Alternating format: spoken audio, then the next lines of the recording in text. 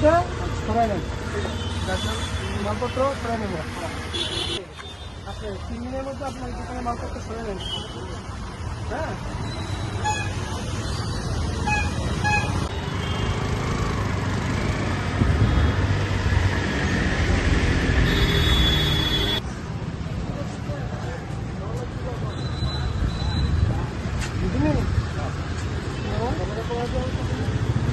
কতদিনের সময় দিচ্ছে?